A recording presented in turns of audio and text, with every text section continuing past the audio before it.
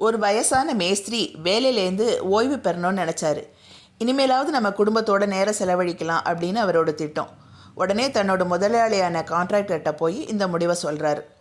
அந்த முதலாளிக்கு ரொம்ப வருத்தம். தன்னோட நீண்ட கால ஊழியர், நேர்மையான ஊழியர் வந்து நம்மக்கிட்டேருந்து ரிட்டையர்ட் ஆகிறாரு அப்படின்னு ரொம்ப கஷ்டப்பட்டார்.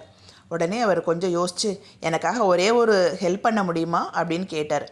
சரியா, பண்ணுறேன். இன்னும் ஒரே ஒரு வீடு மாத்திரம் கட்டி முடிச்சு கொடுப்பீங்களா அப்படின்னு கேட்குறாரு.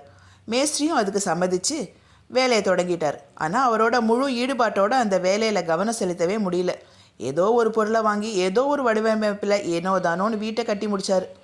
வேலையிலேருந்து ஓய்வு பெற போகிறோமே, இனிமேல் இந்த வீட்டை மாத்திரம் ஒழுங்காக கட்டினா என்ன ஆக போகுது அப்படின்னு ரொம்ப அலட்சியமாக அந்த வீட்டை கட்டி முடித்தார். வேலையெல்லாம் முழுமையாக முடிஞ்சப்புறம் அந்த கான்ட்ராக்டர் அந்த வீட்டை பார்க்க வந்தார். வாசலிலேயே வரவேற்ற அந்த மேஸ்திரிகிட்ட சந்தோஷமாக அந்த முதலாளி வீட்டு சாவியை எடுத்து கொடுத்து, இந்தாங்கய்யா, இந்த வீடு வந்து இவ்வளோ காலமும் எங்கள் கம்பெனிக்காக உழைச்சதுக்காக உங்களுக்கான என்னோட அன்பு பரிசு அப்படின்னு சொல்லி கொடுத்தாரு. உடனே மேஸ்திரிக்கு முகத்தில் ஈ ஆடலை.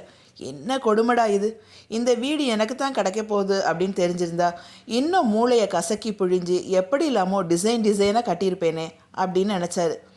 இப்படி அநியாயமாக ஏமாந்து போயிட்டேனேன்னு ரொம்ப மனசுக்குள்ளே கஷ்டப்பட்டார். நமக்கான வாழ்க்கையை நாம் தான் தீர்மானிக்கிறோம் அப்படிங்கிறத தெரியாமலேயே பல சந்தர்ப்பங்களில் நம்ம திறமையில் ரொம்ப கொஞ்சமாக மட்டுமே நம்ம பயன்படுத்துகிறோம்.